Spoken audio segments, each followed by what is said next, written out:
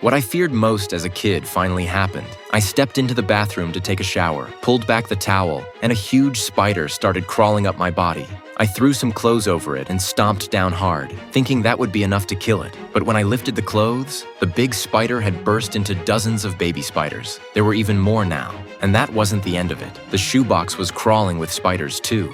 They were in the air vents, inside the walls. The whole place was infested. The silk they spun was thick like cotton. And even the emergency exit in the parking garage had turned into a webbed-up tunnel, like something straight out of a horror movie. Today's new biological disaster film is Infestation, where every single spider came from one mother. This rare desert spider reproduces at an insane rate. Matthew fell in love with it at first sight and didn't hesitate to pay a whopping $100 to buy it. When he got home, he met up with his business partner, Robert. The two of them run a sneaker reselling business. Robert had just gotten an order. Someone in the neighborhood, a rapper named TN, specifically requested a pair of shoes. Funny coincidence, the sneaker's model name was also TN, same name. As luck would have it, Matthew had that exact pair, but the warehouse had a leak, and the shoebox got soaked. Robert didn't care at all. Это не дело. У нас главное качество. Все должно быть чистенькое и аккуратное. Точка. Найди мне новую коробку и все.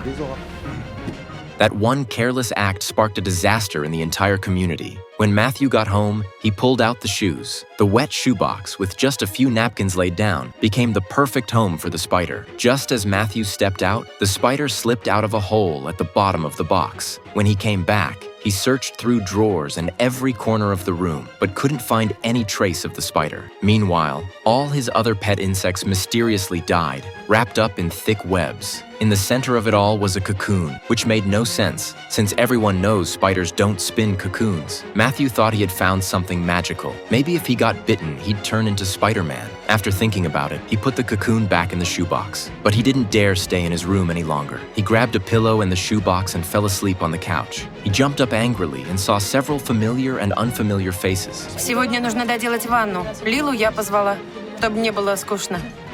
Но он тут зачем? Он сам может ответить, что за детский сад.